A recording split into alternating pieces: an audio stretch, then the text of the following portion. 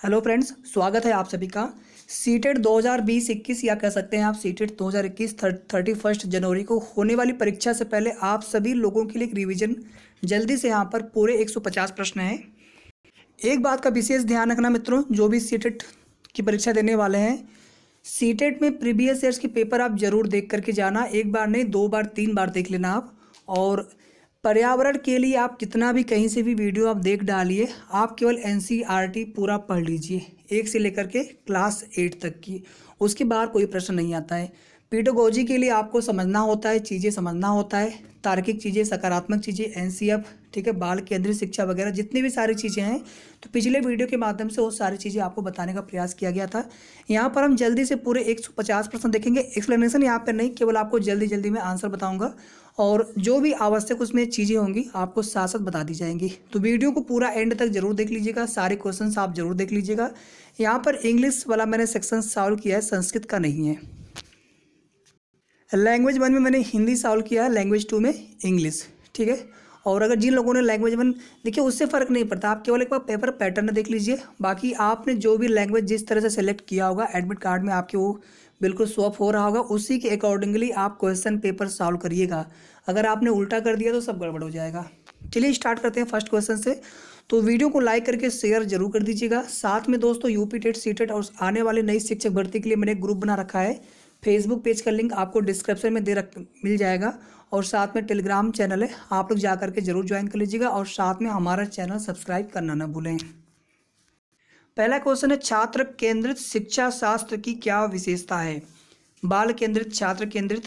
तो बच्चों के अनुभवों को प्रमुखता देना, उन्हें व्यवहार में प्रयोग करने के लिए प्रोत्साहन देना।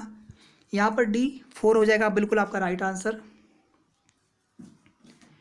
अगला क्वेश्चन देख लीजिए, संवेग, इमोशंस एंड कॉग्निशन, संज्ञान एक दूसरे में क्या होते हैं? सन्निहित होते हैं, संबंधित होते हैं या संबंधित नहीं होते हैं, पूर्णतः अलग होते हैं, स्वतंत्र होते हैं?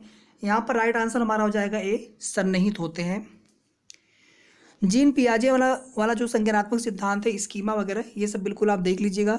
और इसके बाद जो शारीरिक जो या कह सकते हैं आप जो विकास की अवस्थाएं हैं, वो 4 विकास की अवस्थाएं आप जरूर देख लीजिएगा, जिसमें शारीरिक है, संज्ञानात्मक है, संवेगात्मक है और सामाजिक, PECS। तीसरा देख लो आप, संरचनावादी ढांचे में, कंस्ट्रक्टिव फ्रेमवर्क में अधिगम प्राथमिक रूप से अवबोधन की प्रक्रिया पर केंद्रित है, ठीक है। इसका आंसर है सेकंड, अवबोधन की प्रक्रिया पर केंद्रित है संरचनावादी ढांचे में। चौथा देख लो आप, अनेक घटनाओं के बारे में बच्चों के द्वारा बनाए गए सहजानुभूत सिद्धांतों के संदर्भ में एक शिक्षिका को क्या करना चाहिए? प्रतिकूल प्रमाण एवं उदाहरणों को प्रस्तुत करके बच्चों के इन सिद्धांतों को चुनौती देनी चाहिए। देखिए, रटने की प्रवृत्ति, याद करने की प्रवृत्ति, अनदेखा की प्रवृत्ति, दंडित करने की प्रवृत्ति, ये सब बिल्कुल नहीं होता है, ठीक है। बिल्कुल आप लोग याद रखिएगा। NCF 2005 आप अच्छे से देख के जाना। बाकी जितने भी महत्वपूर्ण, जीन पियाजे हो गए, वाइगोस्की हो गया, ठीक है, पावलोव, स्किनर, थार्डनडाइक, और इसके अलावा कुछ और महत्वपूर्ण हैं जो मनोवैज्ञानिक, उनके आप जरूर देख लीजिएगा सिद्धांत वगैरह। बच्चों को अधिगम गतिविधियों में भागीदारी करने के लिए लगातार पुरस्कार देना व दंड का प्रयोग करने से क्या प्रभाव पड़ता है? देखिए, पुरस्कार, दंड, ये सभी बिल्कुल नकारात्मक चीज़ें हैं जो कि स्वीकार नहीं की गई हैं, ठीक है। तो ये सब चीज़ें आप बिल्कुल आप ध्यान दे लीजिएगा। यहाँ पर देखिए, जो सेकंड वाला हमारा आंसर होगा बिल्कुल सही होगा। अधिगम में बच्चों की स्वाभाविक अभिरुचि तथा जिज्ञासा कम होती है, सेकंड वाला सही होगा यहाँ पर। छठा देख लीजिए, संरचनावादी सिद्धांतों के अनुसार अधिगम के बारे में निम्न कथनों में से कौन सा सही है?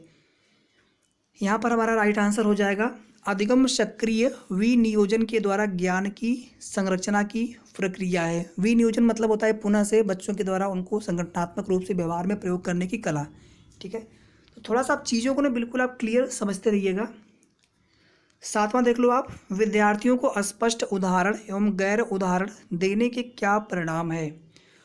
अवधारणात्मक परिवर्तनों को प्रोत्साहित करने के लिए यह एक प्रभावशाली तरीका है।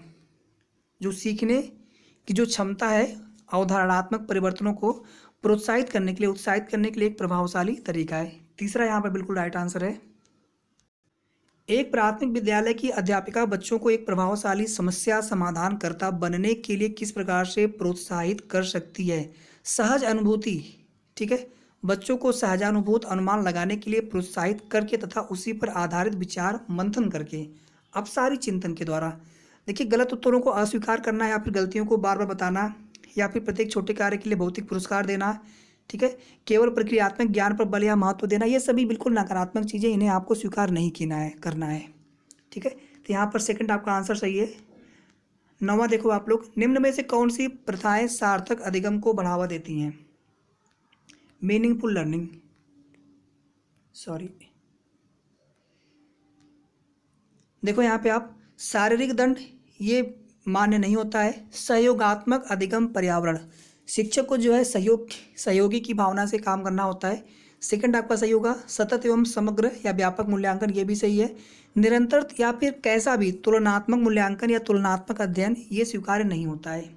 पहला गलत है, फोर्थ गलत है, केवल यहाँ पर सेकेंड और थर्ड यहाँ पर हो जाएगा, फोर्थ वन राइट आंसर। अगला देख लीजिए, शिक्षक बच्चों की जटिल अवधारणाओं की समझ को किस प्रकार सहज कर सकते हैं? उन्हें जो है अपसारी चिंतन के लिए प्रोत्साहित करके, अन्वेषण करने के लिए, परिचर्चा करने के लिए, अपने व्यवहार को प्रयोग करने के लिए, स्वयं करके सीखने के लिए, ठीक है, बच्चों को महत्व दे करके, अन्वेषण एवं परिचर्चा के लिए अवसर उपलब्ध करके। सेकंड आपका बिल्कुल यहाँ पर राइट आंसर हो जाएगा। वैयक्तिक विभिन्नताओं का प्राथमिक कारण क्या होता है?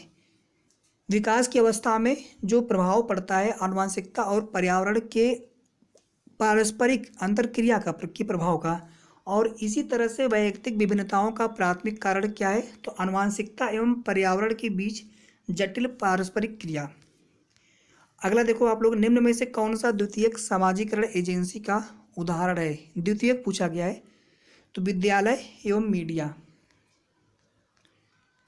अगला देख लो, निम्न अवधि में से किसमें शारीरिक वृद्धि एवं विकास तीव्र गति से घटित होता है? तो शैशवावस्था और प्रारंभिक बाल्यावस्था में, 3 से लेकर के 9 वर्ष की अवस्था तक। ठीक है, शैशवा हो गया आपका 3 से 6 और प्रारंभिक बाल्यावस्था हो गया आपका 6 से लेकर के 9 तक। निम्न में से कौन सा विकास का सिद्धांत नहीं है? आनुवंशिक पर्यावरण दोनों तरफ प्रभावित होते हैं, बिल्कुल सही है। विकास जीवन पर्यंत होता है, बिल्कुल सही है। विकास परिवर्तनीय या परिवर्त्य होता है, बिल्कुल सही है। विकास सार्वभौमिक है तथा सांस्कृतिक संदर्भ इसे प्रभावित नहीं करते, यह गलत है, यह सिद्धांत नहीं है। तो यहाँ पर प्रश्न के परिप्रेक्ष्य में आपका सेकंड वाला राइट आंसर हो जाएगा। कक्षा में परिचर्चा के दौरान एक शिक्षक प्रायः लड़कियों की तुलना में लड़कों पर अधिक ध्यान देता है, यह किसका उदाहरण है? बिल्कुल आसान सा प्रश्न है, जेंडर पक्षपात। बच्चों में जेंडर रूढ़िवादिता एवं जेंडर भूमिका अनुरूपता को कम करने के लिए निम्न में से कौन सी पद्धति प्रभावशाली है?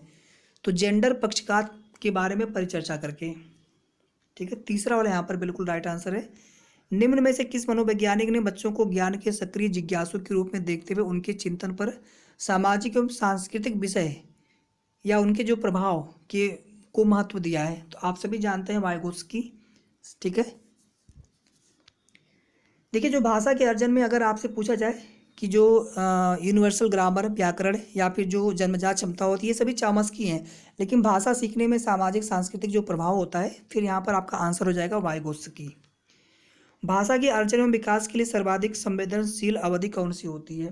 प्रारंभिक बाल्यावस्था, fourth one is the right answer. निम्न में से कौन सी लॉरेंस कोलबर्ग के द्वारा प्रस्तावित नैतिक विकास की एक अवस्था है? सामाजिक अनुबंधन अभिविन्यास। ठीक है, तो कोलबर्ग का नैतिक विकास का सिद्धांत बिल्कुल आप लोग पढ़ के जाइएगा। निम्न व्यवहारों में से कौन सा जीन पियाजे के द्वारा प्रस्तावित मूर्त संक्रियात्मक अवस्था को विशेषित करता है? संरक्षण, कक्षा समावेशन, संवेदी पेशी। ठीक है, इसके बाद पूर्व संक्रियात्मक, मूर्त संक्रियात्मक, औपचारिक, अनौपचारिक करके चारों आप बिल्कुल जीन पियाजे का पढ़ लीजिए अच्छे से। तो यहाँ पर जो मूर्त संक्रियात्मक अवस्था है, संरक्षण या फिर कक्षा समावेशन से संबंधित है। बच्चों के संज्ञानात्मक विकास के संदर्भ में निम्न में से कौन सी पियाजे की संरचना है? स्कीमा के अंतर्गत आता है। ठीक है, ये स्कीमा जो सिद्धांत है इस जीन पियाजे के द्वारा दिया गया है।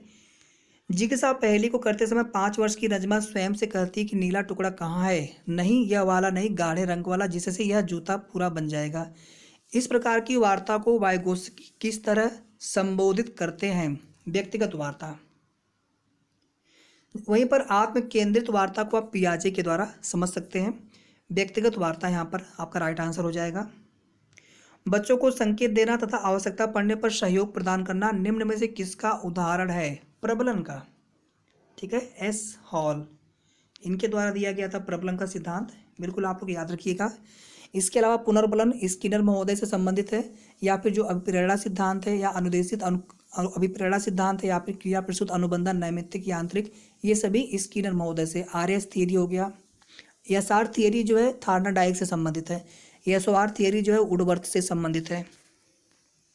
रूही हमेशा समस्या के एकाधिक समाधानों के बारे में सोचती है, इनमें से काफ़ी समाधान मौलिक होते हैं। रूही किन गुणों का प्रदर्शन कर रही है? सृजनात्मक, क्रिएटिव थिंकर, सृजनात्मक विचारक। आकलन का प्राथमिक उद्देश्य क्या होना चाहिए? आकलन से एक प्रश्न आपका सीटेट में आता ही आता है असेसमेंट से। संबंधित अवधारणाओं के बारे में बच्चों की अस्पष्टता तथा भ्रांतियों को समझना। सतत आकलन, आंशिक आकलन, ठीक है, सतत में जो नए ज्ञान को सीखने के लिए, आंशिक में पुराने ज्ञान को अस्थायी करने के लिए। सकारात्मक आकलन, नकारात्मक आकलन, सभी पढ़ लीजिएगा बच्चे से। यहाँ पर फोर्थ बिल्कुल आपका राइट आंसर हो जाएगा। निम्न कथनों में से कौन सा बुद्धि के बारे में सही है? तो बुद्धि जो है एक बहुआयामी, ठीक है, बहुआयामी, मल्टी डायमेंशनल, कई तरह से बुद्धि का जो विकास होता है, इसको पूरी तरह से माप पाना संभव नहीं हो पाया है अभी तक। तो एक बहुआयामी तथा जटिल योग्यताओं का एक समूह है। ठीक है, बहुआयामी आप याद रखिएगा, आपका प्रश्न गलत नहीं होगा। पठन वैफल्य बच्चों के प्राथमिक लक्षण क्या है? डिस्लेक्सिया के बारे में पूछ रहा है आपका। तो न्यून अवधान, सॉरी धारा प्रवाह पढ़ने की अक्षमता, ये आपका यहाँ पर राइट आंसर है। Inability to read fluently. पठन वैफल्य मतलब पढ़ने की जो विफलता है, इसी को बोलते हैं डिस्लेक्सिया। ठीक है, डिस्ग्राफिया आपका लिखने से संबंधित है, बिल्कुल आप लोग याद रखिएगा। डिस्कैल्कुलिया, डिस्थीमिया तनाव से, डिस्कैल्कुलिया जो है गणितीय गणनाओं को करने से।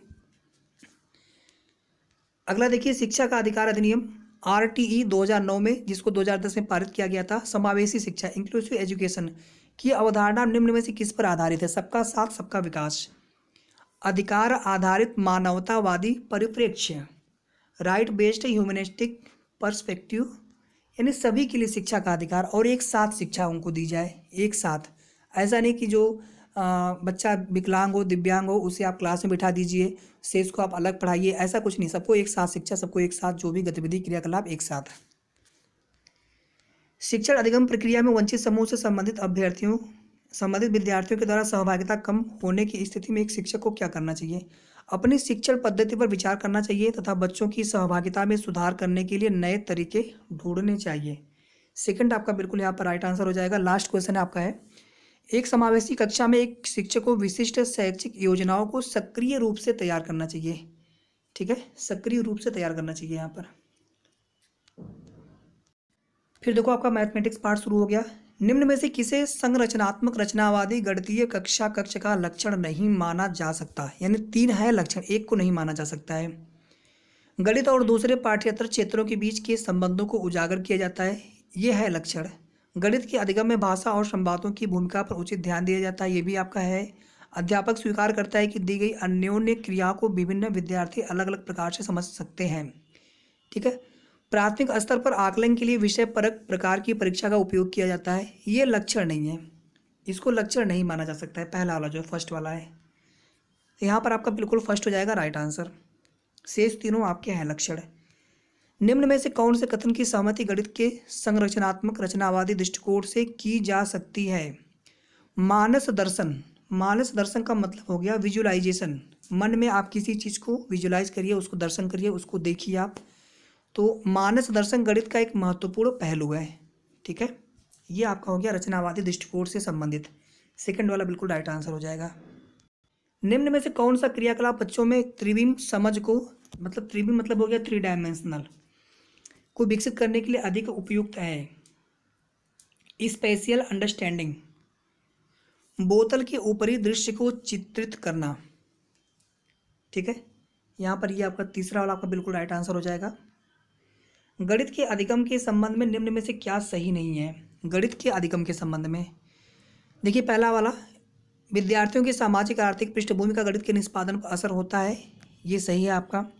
विद्यालय में दिए जाने वाले निर्देशों की भाषा का असर बच्चे के गणित के प्रदर्शन पर हो सकता है, ये भी है आपका सही। गणित में उत्कृष्ट प्रदर्शन की प्रतिभा स्वाभाविक होती है, ये गलत है आपका। और प्रश्न के लिए आपका ऑप्शन ये वाला सही होगा। चौथा वाला देख लीजिए ऑप्शन, अध्यापक के सीखने वालों के प्रति विचारों का अधिगम परिणामों पर प्रभावशाली असर होता है। ये भी आपका गणित के अधिगम के संबंध में सही है। सही नहीं पूछा तो आपका यहाँ पर थर्ड वाला राइट आंसर हो जाएगा। निम्न शाब्दिक समस्या के प्रकार को पहचानिए। मेरे पास 6 पेंसिल है, मनीष के पास मेरे से 2 अधिक हैं। मनीष के पास कितनी पेंसिल है? तो यहाँ पर तुलना की जा रही है। इसके पास 6 है, इसके पास 6 से और 2 अधिक है, तो इस तरह से यहाँ पर तुलनात्मक जमा है। 6 में और 2 जमा करें, 6 ऑलरेडी हमें पता है, उससे तुलना करके यहाँ पर 2 और अधिक करना है हमें, तो 6 2 8 हो जाएगा, मतलब तुलनात्मक कंपेरिजन एडिशन यहाँ पर है। तीसरा वाला बिल्कुल राइट आंसर हो जाएगा। हिंदू अरबी गणना प्रणाली के लिए निम्न में से कौन सा कथन सही नहीं है? यह इसमें आधार 2 की प्रणाली का पालन किया जाता है। तो ये आधार 2 की जो प्रणाली का पालन है ये बाइनरी में किया जाता है कंप्यूटर में, ना कि हिंदू अरबी में। यह गुणात्मक प्रकृति का है, बिल्कुल सही है। हिंदू अरबी गणना प्रणाली के लिए संबंध में एक संख्या में अंक की स्थिति इसका मान बताती है, यह भी सही है। यह योगात्मक प्रकृति का है, यह भी सही है। तो प्रश्न के हिसाब से आपका राइट आंसर हो जाएगा। नहीं पूछा है ना, तो यहाँ पर फर्स्ट वाला आपका बिल्कुल राइट आंसर हो जाएगा। प्राथमिक स्तर पर ज्यामिति के अध्यापन के लिए वांछनीय प्रक्रिया पहचानिए। प्राथमिक स्तर पर तो बच्चों को प्रचुर अवसर दिए जाने चाहिए कि वे दिक् स्थान मतलब दिशा संबंधी की जो अंतर्दशी समझ को विकसित कर सकें ज्यामिति के अध्यापन के लिए। यहाँ पर हमारा पहला वाला ऑप्शन बिल्कुल सही हो जाएगा। निम्न में से क्या गणितीय तर्कड़ा का सूचक है? गणितीय प्रक्रिया की तर्क संगतता देने की क्षमता, ability to provide justification for mathematical procedure. ठीक है, फोर्थ हमारा बिल्कुल राइट आंसर हो जाएगा। यहाँ पर देखिए सुपर बाजार में सब्जियों की मूल्य सूची आपको दी गई है। टमाटर, आलू, गाजर, लौकी, मिर्च, नींबू, और आपको नीचे जो है पूछा गया है संजय ने हाफ के जी टमाटर, 1 kg आलू, 1 हाफ के जी गाजर, 250 यानी 1/4 kg मिर्च और 6 नींबू खरीदे। उसने बिल क्लर्क को काउंटर पर 200 रुपये का नोट दिया, उसे कितने रुपये वापस मिलेंगे?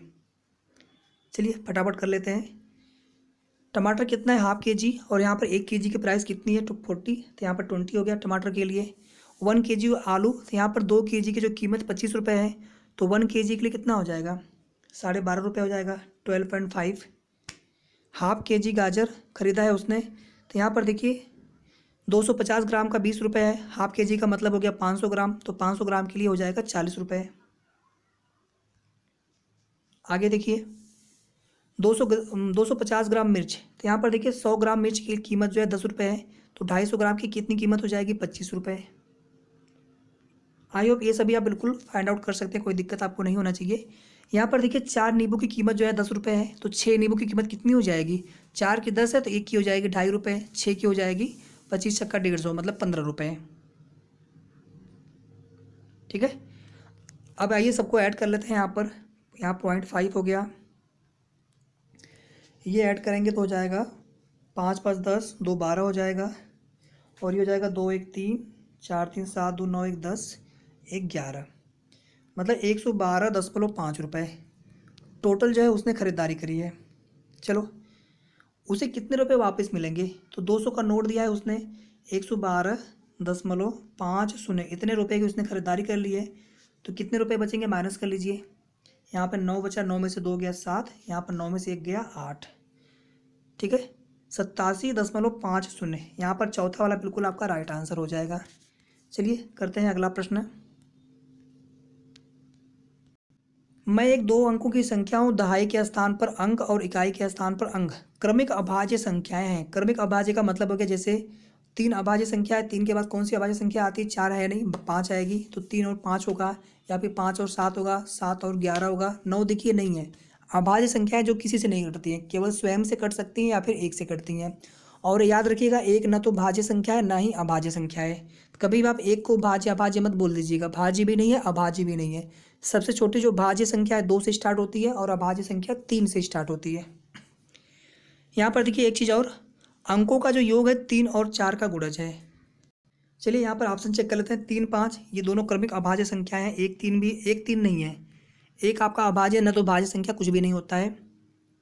5 7 ये भी आपका क्रमिक अभाज्य संख्याएं हैं। 2 3 2 आपका भाज्य संख्या होता है, ये भी आपका ऑप्शन गलत हो गया।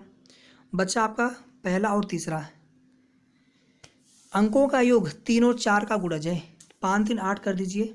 ये 4 का तो गुणज है, 4 दूनी 8 हो जाएगा, लेकिन 3 का गुणज नहीं है।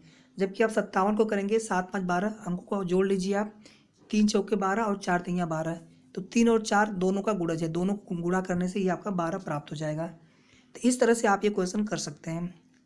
फिर से देख लीजिएगा अगर आपको समझ में ना आया हो। सारे क्वेश्चन करने हैं इसलिए मैं यहाँ पर रिपीट नहीं कर रहा हूँ, थोड़ा सा यहाँ पर फास्ट क्वेश्चन करवा रहा हूँ। एक रेलवे स्टेशन पर कार पार्किंग की पार्किंग दर निम्न रूप से चित्रित की गई है। 2 घंटे तक 50 रुपये और उसके ऊपर 5 घंटे तक 75 रुपये। 5 घंटे के पश्चात जो है 8 घंटे तक प्रति अतिरिक्त घंटा 10 रुपये। 8 घंटे से ऊपर और 12 घंटे तक 150 रुपये। 12 घंटे से ऊपर और 24 घंटे तक जो है 250 रुपये।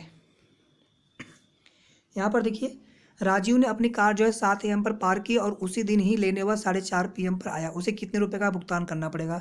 7 से 12 बजे तक जोड़ेंगे कितना हो जाएगा? 5 घंटे हो जाएगा, प्लस 12 के बाद 4:30 बजे तक और रुका है वो, तो इसमें 4.5 घंटे आप और ऐड कर दीजिएगा। टोटल कितना हो जाएगा? 9.5 घंटे। 9 घंटे 30 मिनट। चलिए ऊपर देखते हैं यहाँ पर 9 घंटे 30 मिनट, यानी आप इसमें आ जाएंगे। 8 घंटे से ऊपर है और 12 घंटे तक है, उसके अंदर है 9.5 घंटे, तो कितना हो जाएगा यहाँ पर? 150 रुपये। ठीक, बिल्कुल आसान सा प्रश्न था ये। यहाँ पर 4th वाला आपका बिल्कुल राइट आंसर हो जाएगा। यहाँ पर देखिए आरोही क्रम में व्यवस्थित करने पर निम्न में से कौन सी संख्या तृतीय स्थान पर प्राप्त होगी? तो यहाँ पर बिल्कुल आप लोग ध्यान से देखिएगा। आरोही क्रम में यानी बढ़ते हुए क्रम में आपको करना है अरेंज। तो सबसे पहले कौन सी संख्या आपकी आएगी? 0.77, इसके बाद 7.007, इसके बाद आपका आ जाएगा 7.07, इसके बाद फिर आपका आएगा 7.70, फिर आपका आएगा 7.707। ध्यान से देख लीजिएगा यहाँ पर आप, ये 0 यहाँ पर, जबकि यहाँ पर 7, यहाँ पर 7, यहाँ पर 7, यहाँ पर 7, तो पूर्णांक 0 सबसे छोटी संख्या आपकी यही हो गई। यहाँ पर देखिए 2 स्थान तक 0 है, जबकि यहाँ पर दूसरे स्थान पर 7 स्टार्ट हो गया, ये हो गया। इससे छोटी ये है, इससे बड़ी ये है। कैसे? यहाँ पर देखिए 0 है, डेसिमल के बाद जस्ट यहाँ पर 7 है। इससे बड़ी ये कैसी होगी? यहाँ पर 70 है, सेम है, लेकिन इसके बाद यहाँ पर अगर कुछ नहीं तो आप 0 मान सकते हैं, लेकिन यहाँ पर 7 है। ठीक है, तो यहाँ पर हमारा राइट आंसर हो जाएगा फर्स्ट 7.07। आरोही क्रम में रखने पर तीसरे स्थान पर ये वाली संख्या। एक 5 अंकों की संख्या में दहाई के स्थान का अंक 8, इकाई के स्थान का अंक दहाई के स्थान के अंक का 1/4 है। 1000 के स्थान का अंक 0, 100वें स्थान का अंक जो है इकाई के स्थान का 2 गुना और 10,000वें स्थान का अंक जो है इकाई के स्थान का 3 गुना है। संख्या क्या है? बिल्कुल आसान सा प्रश्न है। देखिए 5 अंकों की संख्या, दहाई के स्थान का जो अंक है 8 है। इकाई, दहाई, सैकड़ा, 1000 और 10,000 5 अंकों की संख्या है। इकाई के स्थान का अंक दहाई के स्थान के अंक का 1/4 है। 8 का करेंगे आप 1/4 तो कितना हो जाएगा? 2 हो जाएगा, 2 चौके 8। 1000 के स्थान का अंक जो है 0 है, यहाँ पर 1000 के नीचे 0 कर दीजिए। 100वें स्थान का अंक इकाई के स्थान के अंक का 2 गुना है, इसका 2 गुना यहाँ पर हो जाएगा 4। 10,000वें स्थान का अंक इकाई के स्थान का 3 गुना है, इसका 3 गुना कर दीजिए आप, 2 3 6। ये पूरी संख्या आपकी हो गई 60482, सेकंड वाला। 3 ब्रांड ए, बी तथा सी के पेन क्रमशः 10, 12 और 24 के पैकेटों में उपलब्ध है। यदि एक दुकानदार को तीनों प्रकार के पेन समान संख्या में खरीदते हैं तो उसके द्वारा खरीदे जाने वाले पैकेटों की न्यूनतम संख्या क्या होगी?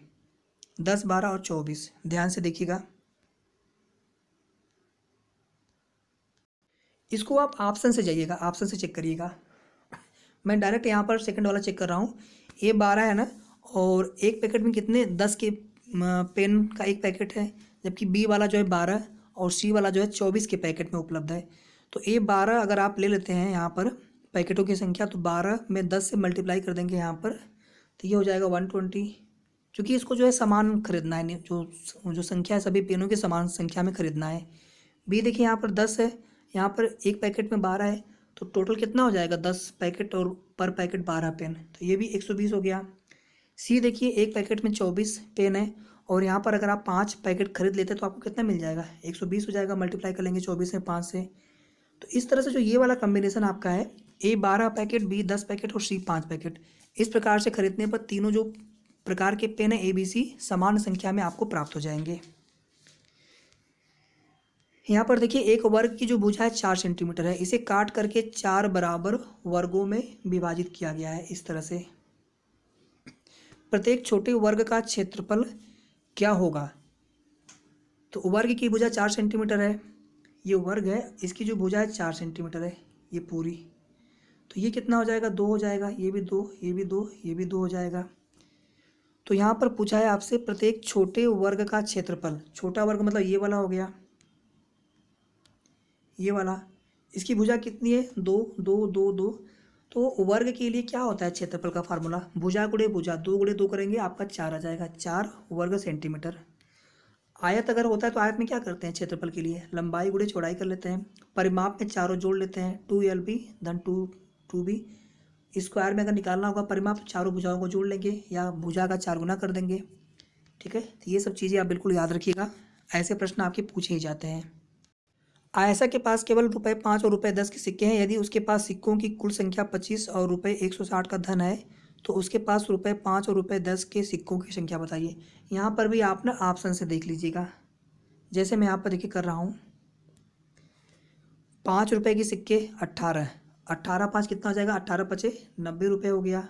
सॉरी 5 रुपये के सिक्के 18 तो ये 90 रुपये हो गया, ठीक है। और 10 रुपये के जो सिक्के होंगे ये 7 अगर आप लेते हैं तो कितना हो जाएगा, 10 सत्ते 70, दोनों जोड़ने पर 160 आ जाएगा। टोटल धन 160 रुपये हो गया। और सिक्कों की संख्या कितनी हो जाएगी, 18 7 करेंगे कितना आएगा, 25 आएगा। तो सिक्कों की जो संख्या 25 होना चाहिए। यहाँ पर आपने ऑप्शन से करिएगा, हालांकि तीनों ही ऑप्शन में सिक्कों की जो कुल संख्या है 25 आ रही है। तो यहाँ पर फिर हमें ये करके देख लेना होगा कि 5 रुपये के सिक्के और 10 रुपये के सिक्के जितनी संख्या में आप यहाँ पर ले रहे हैं ऑप्शन से, तो उसके आप कुल वैल्यू फाइंड आउट कर लीजिएगा। जैसे 15 से करेंगे तो 15 पचे 75 होगा और 10 दहा में 100, ये 175 आएगा। तो हमें 160 रुपये का जो कॉम्बिनेशन जहाँ से मिलेगा, दोनों ही आप जो कंडीशन है उसको आप सेटिस्फाई कराएंगे, जिससे आप जो आपका ऑप्शन सही मिलेगा जहाँ से, वही वाला आपका राइट आंसर हो जाएगा। निम्न में से कौन सा कथन सही नहीं है, अभाज्य संख्याओं के केवल 2 गुणनखंड होते हैं, बिल्कुल सही है। एक तो स्वयं खुद संख्या होती है अभाज्य, जैसे 3 है तो 3 से कट सकता है या फिर 1 से कट पाएगा, ठीक है, तो 2 ही गुणनखंड होते हैं। दूसरा ऑप्शन है 1 अंक वाली केवल 4 अभाज्य संख्याएं हैं, बिल्कुल सही है। 3 5 7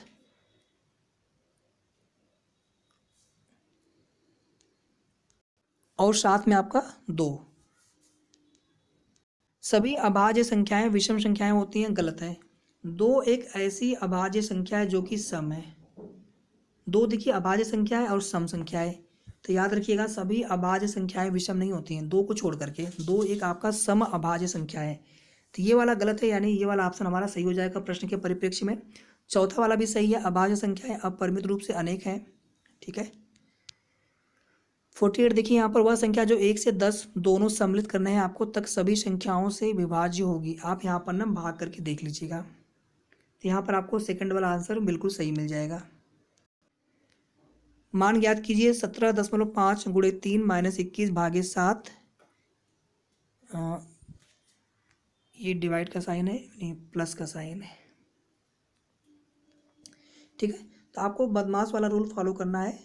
अगर ब्रैकेट हो सबसे पहले हम ब्रैकेट तोड़ते हैं, उसके बाद अगर कहीं का लिखा हो कि इतने का इतना, तो फिर का के लिए गुणा करते हैं हम लोग, इसके बाद भाग करते हैं, फिर गुणा करते हैं, फिर जोड़ते हैं, सबसे अंत में घटाते हैं। तो यहाँ पर सबसे पहले गुणा कर लीजिए आप लोग, 17.5 में आप 3 से गुणा करेंगे, ठीक है। उसके बाद जो है यहाँ पर 3 में 12.5 से गुणा करेंगे और 21 को आप 7 में जोड़ लेंगे, ठीक है। गुणा करने के बाद जो भी यहाँ पर आएगा उसको लिख लीजिएगा। फिर यहाँ पर माइनस 21 + 7 करेंगे, 28 हो गया, यहाँ पर भी माइनस है। इसके बाद क्या करेंगे, ये प्लस साइन के साथ रहेगा, ये दोनों संख्याएं आपकी माइनस साइन के साथ रहेंगी। ये दोनों संख्याएं जो यहाँ पर जोड़ेंगे आप, ये भी आएगा -28, और यहाँ जो गुणा करेंगे आप इसके पहले भी माइनस है। तो दोनों आप संख्याएं जोड़ लीजिएगा, समान चिन्ह वाले संख्याओं को जोड़ते हैं। तो ये संख्या यहाँ पर लिख लेंगे आप माइनस, इन दोनों को जोड़ने के बाद चिन्ह माइनस ही रहेगा, ठीक है। समान चिन्ह वालों को जोड़ते हैं, चिन्ह वही लगाते हैं जो दोनों संख्याओं का होता है। असमान में घटाते हैं और चिन्ह लगाते हैं उस संख्या का जो बड़ी होता है। जैसे 3 में से 5 करेंगे माइनस तो -2 आएगा, बड़ी वाली संख्या का चिन्ह यहाँ पर लगाते हैं। और दोनों के चिन्ह देखिए यहाँ पर असमान है, 3 का प्लस चिन्ह और 5 का माइनस चिन्ह, यहाँ पर घटाना करते हैं, ठीक है। तो इस तरह से यहाँ पर हमारा राइट आंसर कितना हो जाएगा, 4th 12 हो जाएगा। एक बाग के वृक्षों में नीम के वृक्षों की संख्या 1/6 भाग है। बाग के वृक्षों में नीम के जो वृक्ष हैं 1/6 हैं, मतलब 5/6 अन्य वृक्ष होंगे। आधे वृक्ष अशोक के हैं, मतलब 1/2 हो गया, और शेष यूकेलिप्टस के हैं। ठीक है, शेष मतलब कितना हो गया, टोटल आप एक संख्या माने हैं, एक का जो है मतलब जितने भी होंगे वहाँ पर, मान लीजिए यक्स ये है, टोटल वृक्ष हमारे यक्स हो गए, तो यक्स का जो है 1/6 हमारा हो गया, नीम के वृक्ष हो गए। ठीक, तो नीम के वृक्षों की जो संख्या कितनी है, 5 है।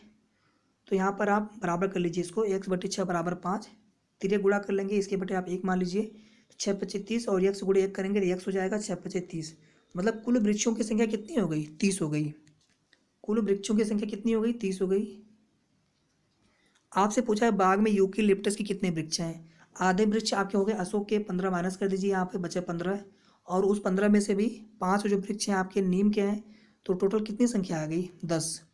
तो जो 10 वृक्ष आपके हैं ये आपके हो जाएंगे यूकेलिप्टस के। फोर्थ वाला आपका बिल्कुल राइट आंसर हो जाएगा। एक रेलगाड़ी दिल्ली से 29 अगस्त 2019 को 16:30 से प्रस्थान करती है और अपने गंतव्य स्थान 31 अगस्त को 8:45 बजे पहुंचती है। इस यात्रा का कुल समय बताइए। आप इसको ऐसे भी समझ सकते हैं कि 29 अगस्त को शाम को 4:30 बजे, भाई रेलवे का घंटा है, 12 के बाद फिर 13, 14, 15, 16, मतलब 4:30 घंटा, 4:30 बजे हो गया। तो 29 को 4:30 बजे से लेकर के 30 को 4:30 बजे तक 24 घंटे हो गए। फिर 30 को 4:30 बजे से लेकर के 31 को 4:30 बजे शाम तक, ये होगा 24 घंटा। लेकिन ये 31 को शाम को नहीं पहुंच रही है 4:30 बजे, सुबह ही पहुंच जा रहा है। ठीक है, तो इसको आप ऐसे करिए, 29 से लेकर के 30 तक, 30 को 16:30 तक आप ऐसे कैलकुलेट कर लीजिए, 24 घंटे हो जाएगा। फिर 30 तारीख को 16:30 से प्रस्थान करती है, और एक मिनट 29 अगस्त से 30 अगस्त को 16:30 तक 24 घंटे हो गया। फिर 30 अगस्त को 16:30 से 31 अगस्त को 8:45 बजे पहुंचती है। तो कितना गैप हो गया बीच में, आप जोड़ लीजिए यहाँ से। इस 16:30 से आप चले आइए 24 तक। ठीक है, 30 तारीख को ही 16, 17, 18, 24 तक आप आएंगे, कितना हो जाएगा टोटल, 7.5 घंटा। ठीक, 24 के बाद फिर 31 अगस्त शुरू हो जाएगा, 1, 2, 3, 4, 5, 6, 7, 8, 8:45 तक। इसमें 8:45 जोड़ दीजिए, कितना हो गया ये, 5, 4, 3, 7, 8, 7, 15, 0.75 है ना, इसको आप ऐसे लिख लीजिए, 16 घंटा 15 मिनट। इसमें 60 निकाल दीजिए, 60 घंटे में चला जाएगा, 15 1 16 घंटा, बचेगा 15 मिनट और। अब इसे आप ऐड कर दीजिएगा 24 में। ठीक है, ऐड करने पर हमारा कितना आ जाएगा, 40 घंटे 15 मिनट। समझे नहीं समझे आप लोग, 29 अगस्त से 30 अगस्त 16:30 तक 24 घंटे, फिर 16:30 जो बजे है 30 अगस्त को रात को 12 बजे तक, उसको हम 24 घंटे रेलवे की घंटे से कैलकुलेट करेंगे तो। ठीक है, तो हो गया आपका 7.5 घंटे। फिर उस 30 अगस्त के रात 24 जहाँ पे होगा, उसके बाद से 31 अगस्त शुरू हो जाएगा। उसके बाद कितने तक, सुबह 7:45 बजे पहुँचती है, तो 8:45 इसमें और ऐड कर दीजिए आप समय। टोटल समय हमारा इतना आ गया। इसको आप इस तरह से थोड़ा सॉल्व कर लेंगे आप। मिनट हमारा जो है 60 से कम ही रहना चाहिए, 60 से ज़्यादा होने पर उसको हम घंटे में कन्वर्ट करके घंटे वाले में ऐड कर देंगे। बचा हुआ मिनट यहाँ पर लिख लेते हैं। अगला देख लीजिए आप, निम्न में से किसमें लंबाइयों को घटते क्रम में व्यवस्थित किया गया है। लंबाइयों को घटते हुए क्रम में, यहाँ पर देख लीजिए 850 मिलीमीटर, फिर 80 डेसीमीटर है, फिर 8 सेंटीमीटर। घटते हुए क्रम में है 800 सेंटीमीटर, 8 mm और 8,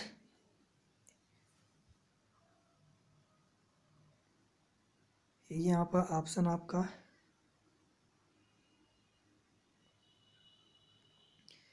ठीक है, 8500 mm में कितना हो जाएगा, 8.8 मीटर। ठीक है, 1000 mm में होता है 1 मीटर। फिर यहाँ पर देखिए 80 डेसीमीटर है और 8 सेंटीमीटर है, इसका मतलब हो गया 8 ये हमारा हो जाएगा 8.5 सॉरी, और ये हमारा हो जाएगा 8.08। फिर 800 सेंटीमीटर और 8 mm, ये हमारा हो जाएगा 8.008, और ये हमारा हो गया 8 मीटर। समझ पा रहे हैं आप लोग, आप सबको मीटर में कन्वर्ट कर दीजिए। 8500 mm को लिखेंगे आप तो 8.5 मीटर हो जाएगा। फिर 80 डेसीमीटर और 8 सेंटीमीटर को आप मीटर में कन्वर्ट करेंगे, आपका हो जाएगा 8.08 मीटर। सबको आप एक में रख लीजिए, तभी हम वहाँ पर कंपेयर कर पाएंगे कौन छोटा कौन बड़ा है। फिर 800 सेंटीमीटर और 8 मिलीमीटर, इसको लिखेंगे हम मीटर में, तो आपका हो जाएगा 8.008 मीटर। अब कैसे आता है मैं आपको केवल एक बता रहा हूँ। चलिए मैं इसी को ले लेता हूँ, 800 सेंटीमीटर और 8 mm। 800 सेंटीमीटर हो गया और 8 mm हो गया। तो 1 mm में होता है 1 मीटर में होता है 1000 mm, 1000 मिलीमीटर, और 1 मीटर में होता है 100 सेंटीमीटर।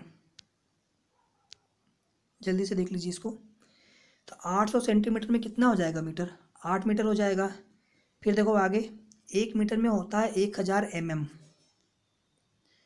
ठीक, तो यहाँ पर 8 mm है, या आप कह सकते हैं कि 1 मिलीमीटर में कितने मीटर होंगे, तो यहाँ पर हो जाएगा 1/1000 मीटर। तो 8 mm में कितने मीटर होंगे, तो यहाँ पर आप इसमें 1000 से डिवाइड कर दीजिएगा, तो ये कितना आ जाएगा 0.008, और इन दोनों को आप ऐड कर लेंगे तो 8.008 आ जाएगा मीटर में। आया समझ में? चलिए अगला क्वेश्चन करते हैं। फिर गणित के प्राथमिक पाठ्यक्रम में प्रतिचित्रण का परिचय देने का मुख्य प्रयोजन है त्रिविम विचार क्षमता को, स्पेशियल थिंकिंग को प्रोत्साहन देना। ठीक है, इसके बाद जो है आनुपातिक विवेचन को प्रोत्साहन देना। प्रतिचित्रण मैपिंग का जो मुख्य प्रयोजन होता है, पहला और दूसरा होता है। विषय को सरल और रुचिकर बनाना, यह प्रतिचित्रण का मुख्य प्रयोजन नहीं है। संख्याओं की निरस्तता को समाप्त करना, यह भी आपका प्रतिचित्रण मैपिंग का प्रमुख प्रयोजन नहीं है। तो यहाँ पर हमारा पहला वाला राइट आंसर हो जाएगा। एक 180 सेंटीमीटर लंबी तार को एक आयत का रूप दिया गया है। 180 सेंटीमीटर तार है, उसको हमने बना दिया आयत के रूप में इस तरह से। यदि आयत की चौड़ाई 30 सेंटीमीटर है, ये 30 रख दीजिए, ये भी 30 हो जाएगा। ठीक है, आयत की सामने की भुजाएं बराबर होती हैं, तो ये दोनों कितना हो जाएगा जोड़ के 60 हो जाएगा। मतलब चौड़ाई में कितना खर्च हो गया 60 सेंटीमीटर, बचा कितना 120। इसको हमें 2 लंबाई में खर्च करना है, तो कितना हो जाएगा 60 और 60 हो जाएगा। आप क्या बताना है, इसकी लंबाई कितनी है? लंबाई कितना हो जाएगा 60 सेंटीमीटर। आसान सा प्रश्न था।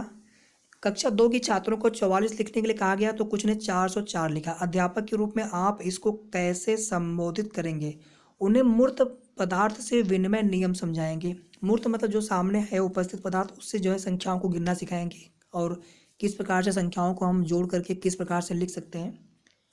चौथा वाला यहाँ पर बिल्कुल राइट आंसर हो जाएगा। मूर्त से अमूर्त की तरफ लेकर जाते हैं, ये अमूर्त हो गया, इसको हम पहले मूर्त के द्वारा समझाएंगे। शिक्षण विधि एनसीएफ राष्ट्रीय पाठ्यचर्या नेशनल करिकुलम फ्रेमवर्क 2005 के अनुसार निम्न में से कौन से विषय प्राथमिक विद्यालय में गणित पाठ्यक्रम का भाग नहीं है? देखिए, प्रतिरूप है, अनुपात भी है, रेशियो, सिमेट्री, सममिति भी है, पैटर्न्स हो गया, चौपड़ टेसिलेशन, ये आपका नहीं होता है तीसरा वाला।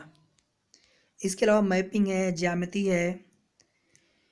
सूत्र का प्रयोग किए बिना अध्यापक निम्न में से किन साधनों या शिक्षण अधिगम सामग्री का प्रयोग यह दर्शाने के लिए कर सकता है कि विभिन्न आयामों वाले 2 आयतों का क्षेत्रफल समान हो सकता है? देखिए ध्यान से, यहाँ पर सूत्र प्रयोग नहीं करना है, तो पैमाना गलत हो जाएगा आपका। ग्राफ पेपर पे दिखा सकता है करके कि देखिए यहाँ पर एक और यहाँ पर एक, इनकी लंबाई जो है ग्राफ पेपर पे मेजर की जा सकती है। ठीक है, ये लंबाई कितनी होगी, चौड़ाई कितनी होगी, ग्राफ पेपर पे दिखा सकते हैं, और दोनों को हम समान तुलना कर सकते हैं।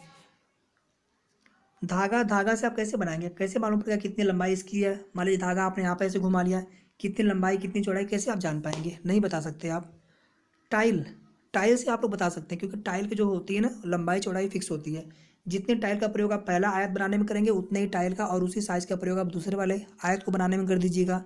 इस प्रकार से तुलना करके आप बता सकते हैं कि दोनों आयत बराबर हैं। तो यहाँ पर बी और डी बिल्कुल, फोर्थ वाला जो आंसर होगा ऑप्शन बिल्कुल राइट आंसर हो जाएगा। प्राथमिक कक्षाओं में बच्चों को गणित पढ़ाने के लिए बनाई जाने वाली पाठ्य योजना का निम्न में से कौन सा अति महत्वपूर्ण पहलू है? तो पहला वाला है विद्यार्थियों को अवसर देना कि वे संकल्पनाओं की संरचना करें। जहाँ पर विद्यार्थियों को अवसर देने की बात की जाए, निम्न में से गणित में उपलब्धि कम होने का कारण क्या हो सकता है?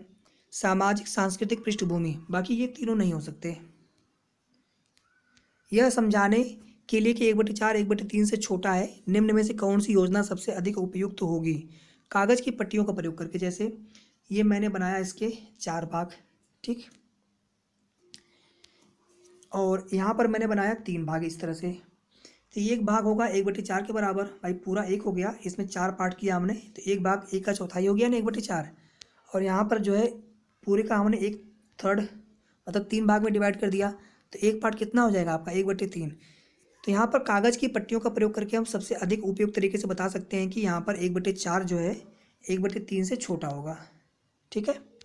यहाँ पर आपका मैथ समाप्त हुआ। बच्चों को पर्यावरण अध्ययन सीखने में प्रभावशाली तरीके से जोड़ा जा सकता है। वृत्तांत, कहानियाँ, अवधारणाओं की प्रभावशाली व्याख्या से। देखिए व्याख्या जहाँ हो ना उसको आप बिल्कुल नहीं सही आंसर करेंगे, या परिभाषा हो गई, तो ये दोनों गलत होंगे सी और डी। यहाँ पर केवल ए और बी सही होगा, तो 4th वाला आपका राइट आंसर हो जाएगा। पर्यावरण अध्ययन के शिक्षक के द्वारा बच्चों को जानवरों का अवलोकन और उनका चित्र बनाने को प्रेरित करने का उद्देश्य है बच्चों में सृजनात्मकता का विकास करना, बच्चों में अवलोकन और रचना कौशलों का विकास करना, बच्चों में सौंदर्यगत संवेदना का विकास करना। तीनों ही यहाँ पर बिल्कुल राइट आंसर होंगे, आपके सही होंगे। तो यहाँ पर सेकंड वाला जिसमें ए बी सी तीनों है यहाँ पर कथन, तो ये वाला आपका ऑप्शन बिल्कुल सही हो जाएगा। निम्न सीखने के कौन से सिद्धांत का पर्यावरण अध्ययन में अनुसरण होता है? ज्ञात से अज्ञात की तरफ, ये गलत है आपका, ये बिल्कुल होता ही नहीं है। ये भी नहीं होता है। मूर्त से अमूर्त होता है, ये भी गलत है आपका, सेकंड वाला सही हो गया। पर्यावरण अध्ययन में शिल्पकला और चित्रकला, क्राफ्ट एंड आर्ट्स को समूह में करके सीखने पर बल दिया जाता है, क्योंकि समूह में सीखना सहपाठी द्वारा सीखने को प्रोत्साहित करता है। समूह में सीखना कक्षा में सामाजिक अंतःक्रिया को बेहतर करता है।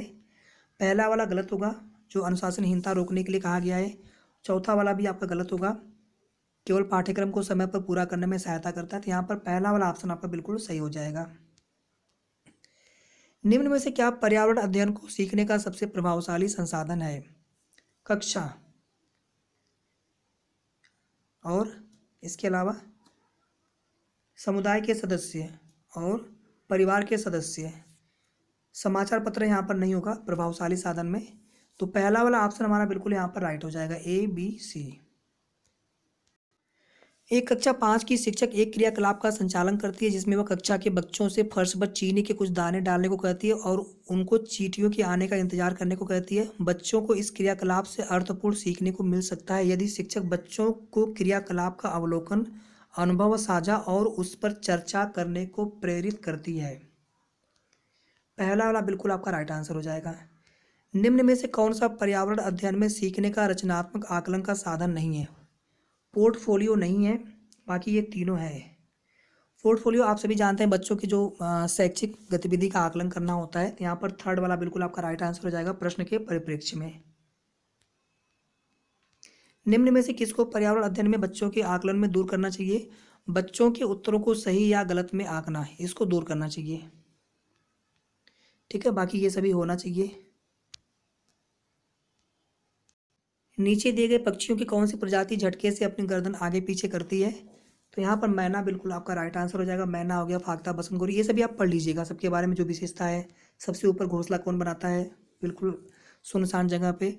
नीचे दी गई सूची पर विचार कीजिए। कछुआ, घड़ियाल, कौवा, बत्तख, मछली। इस सूची में निम्न में से कौन सा दूसरों से भिन्न है? कौवा, ठीक है। बाकी सभी जलचर हैं, उभयचर, जो भी चीज़ें हैं। कौवा जो है पानी में नहीं रह सकता, बाकी शेष तीनों पानी में रह सकते हैं। आप एनसीईआरटी पढ़ लीजिएगा, उससे बाहर कुछ नहीं पूछता है पर्यावरण में। बाकी ये लोग कितना भी बताते रहे इधर उधर का फालतू की चीज़ें। पीडोलॉजी थोड़ा सा समझने वाली चीज़ होती है, पीडोलॉजी आप समझ लीजिए। बाकी और जो फैक्चुअल प्रश्न होते हैं बिल्कुल एनसीईआरटी से होते हैं। यहाँ पर देखिए आपको मिलाना था, तो यहाँ पर देखिए फर्स्ट वाला आंसर सही, आप देख लीजिएगा, मिला लीजिएगा। थोड़ा सा यहाँ पर समय ज़्यादा लग रहा है मित्रों। घरों के नीचे दिए गए विवरणों पर विचार कीजिए। राजस्थान में गांव के लोग मिट्टी के घरों जिनकी छतें कटीली झाड़ियों की होती है में रहते हैं, तो ये राजस्थान की विशेषता है। मनाली में घर बांसों के खंभों पर बनाए जाते हैं, ऐसा नहीं जहाँ पर बारिश ज़्यादा होती है वहाँ पर ऐसा बनाया जाता है, जैसे असम हो गया, अरुणाचल प्रदेश हो गया। बी वाला गलत है आपका। सी देखिए, जहाँ पर ठंडी बहुत ज़्यादा पड़ती है, लेह में 2 मंजिलों के घर बनाए जाते हैं, नीचे की मंजिल पर जरूरत का सामान और जानवरों को रखते हैं। ये बिल्कुल सही आपका है। फर्स्ट वाला आपका ए और सी सही है। हाथियों के विषय में नीचे दिए गए कथनों पर विचार कीजिए। तो यहाँ पर देखिए पहला वाला ऑप्शन सही है, सी, डी और ए। बी वाला गलत है, बाकी ए, सी और डी सही यहाँ पर है। नीचे दिया गया कौन सा समूह जड़ों का है कौन सा एक समूह? तो यहाँ पर गाजर, चुकंदर, मूली। ठीक है, देखिए आलू, अदरक ये तना होते हैं। ठीक है, और इसके अलावा आपका यहाँ पर भी देखिए अदरक तना है। ठीक है, हल्दी तना है। गाजर, चुकंदर, मूली, शकरकंद ये सभी जड़ होते हैं। अदरक, हल्दी, आलू ये सभी तना होते हैं। बिल्कुल आप याद रखिएगा। प्याज हो गया आपका, ये भी तना होता है। ठीक है, लहसुन ये सभी तने होते हैं। गाजर में, जड़ में गाजर, चुकंदर, मूली, शकरकंद।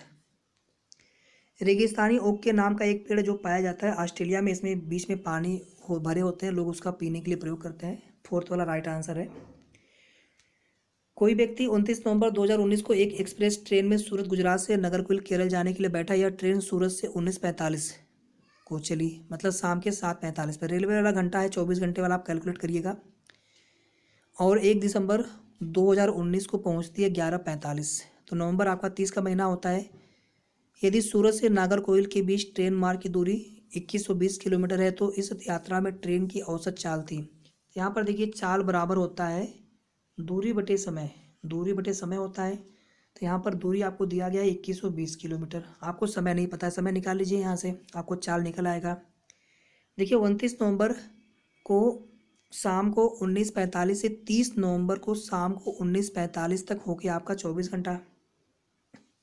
ठीक, फिर 30 नवंबर को शाम को 19:45 से 30 नवंबर की रात 24 घंटे तक, ये हो गया आपका 3.25 घंटा।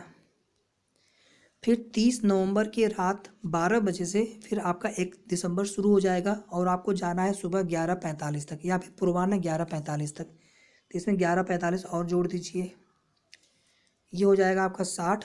11 3 14, 60 भी 1 घंटे के बराबर होता है तो 14 ये 15 घंटा हो गया। 15 यहाँ जोड़ लेंगे, कितना हो जाएगा? 5 4 9 2 1 3 39। ठीक है, समय निकालने में कुछ गलत हो रहा है क्या?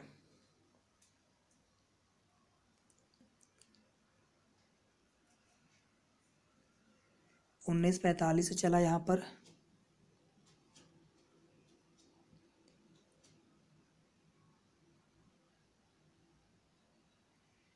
ठीक है, यहाँ पर आपका आएगा 53 किलोमीटर पर आवर आएगा। ठीक, कैलकुलेशन आप देख लीजिएगा। ऐसे ही आपको सॉल्व करना होता है। निम्न में से कौन सा अंतर्राष्ट्रीय ख्याति प्राप्त वेट लिफ्टर है? कर्डम मल्लेश्वरी। इस तरह के भी कुछ क्वेश्चन आपके एक आध क्वेश्चन बाई चांस पूछे जा सकते हैं, हालांकि ऐसा क्वेश्चन पूछा नहीं जाता है।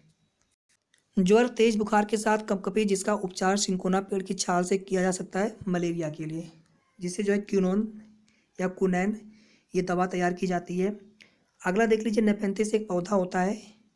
यह पौधा ऑस्ट्रेलिया, इंडोनेशिया और भारत में मेघालय में पाया जाता है। इसका आकार घड़े जैसा ऐसे होता है। नाइट्रोजन की कमी होती है, उसकी पूर्ति करने के लिए कीड़े मकोड़ों को खा जाता है। ठीक है, तो यहाँ पर केवल ए और बी सही है। सॉरी, तीसरा वाला भी सही है। और 1 मिनट रुकिए,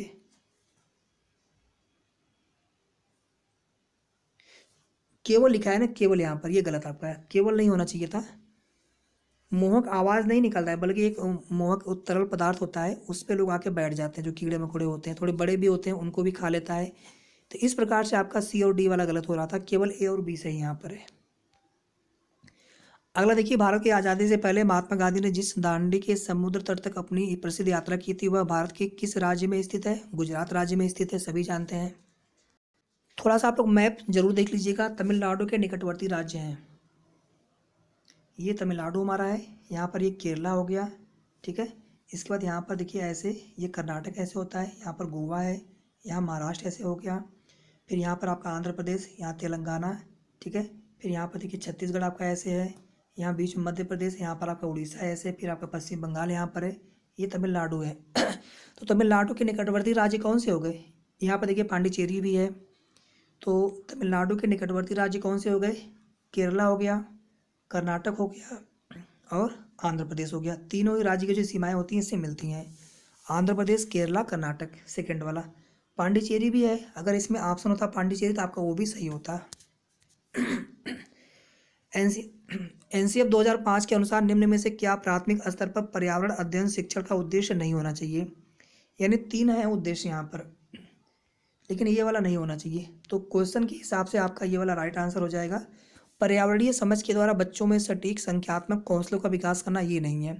समझ विकसित करना, पहचानना, ठीक है, प्रशिक्षित करना, अवलोकन, वर्गीकरण, निष्कर्ष, संज्ञानात्मक, गत्यात्मक कौशल प्राप्त करना, ठीक है, सृजनात्मकता को बढ़ावा देना, जिज्ञासा की जो प्रवृत्ति को बढ़ावा देना, ये सभी आपके सही होंगे।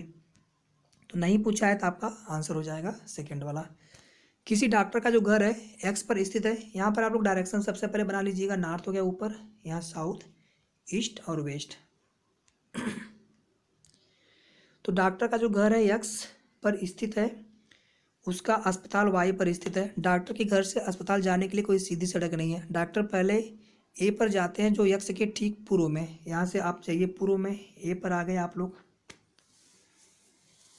ठीक है। फिर वह बी पर जाते हैं जो ए के ठीक दक्षिण में है। ए के दक्षिण में आप आइए 450 मीटर, या बी पर आ गए। फिर वह सी पर जाते हैं जो बी के ठीक पश्चिम में आप आएंगे 120 मीटर, सी आ गया यहाँ पर। अंत में वह वाई पर अपने अस्पताल पर पहुँचते हैं जो सी के ठीक उत्तर में 90 मीटर की दूरी पर है। यहाँ पर वाई हो गया 90 मीटर। ये 600 था मीटर, ये 450 था, तो 90 मीटर कहीं यहीं आसपास में होगा। ये भी दूरी कम थी 120, तो आपका यहीं आसपास में होगा। तो अस्पताल के सापेक्ष डॉक्टर के घर की दिशा क्या है? अस्पताल से आप देखेंगे डॉक्टर का जो घर है इधर पड़ेगा ऐसे, मतलब ये वाली जो दिशा होगी उत्तर, ये नॉर्थ हो गया, ये आपका पश्चिम हो गया, उत्तर पश्चिम। फोर्थ वाला बिल्कुल आपका राइट आंसर हो जाएगा। ये प्रश्न काफ़ी आसान होते हैं, बस आपको डायरेक्शन थोड़ा सही से देखना होता है। चेराओ नाच कहाँ के लोग करते हैं? मिजोरम।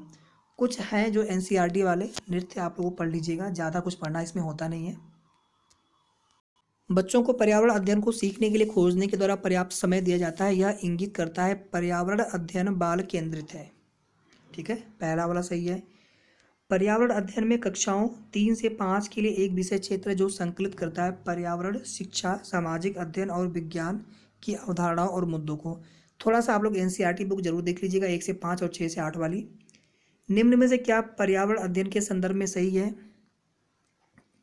तो यहाँ पर देखिए आपका चौथा वाला ऑप्शन सही है, बाकी 3 आपके ऑप्शन गलत हैं। निम्न में से क्या पर्यावरण अध्ययन में बच्चों के द्वारा ज्ञान की रचना में महत्वपूर्ण है? बच्चों का सक्रिय भाग लेना, समुदाय के सदस्य, पर्यावरण की पाठ्य पुस्तकें। ठीक है, व्याख्या परिभाषा बिल्कुल आप कट कर दीजिएगा, तीनों आपके सही हैं ऊपर वाले। निम्न में से कौन सा पर्यावरण अध्ययन पाठ्यक्रम के सुझावित प्रकरणों का उप प्रकरण है? तो यहाँ पर आपका सही हो जाएगा जानवर। निम्न में से क्या पर्यावरण अध्ययन के शिक्षक के लिए वांछनीय गतिविधि है? तो विभिन्न कक्षाओं के बहुसांस्कृतिक क्षेत्रों को संबोधित करना है। दोस्तों इसके बाद जो हिंदी और इंग्लिश का सेक्शन बच रहा है, तो मैं आपको अभी तुरंत इसके बाद अगला वीडियो अपलोड कर दूंगा। इसकी जो आगे के सेक्शन है हिंदी और इंग्लिश वाले, ठीक है, तो उसे भी आप लोग जरूर देख लीजिएगा। आई होप आप सभी को वीडियो काफ़ी ज़्यादा पसंद आएगा, तो प्लीज़ दोस्तों वीडियो को लाइक करके शेयर ज़्यादा से ज़्यादा जरूर कर दीजिएगा। साथ में चैनल को जरूर सब्सक्राइब कर लेंगे, और हमारा ग्रुप्स आप लोग ज्वाइन करना ना भूलें, लिंक आपको डिस्क्रिप्शन में दिया गया है। Thank you so much friends, thanks for watching and hope you all the best for your exam.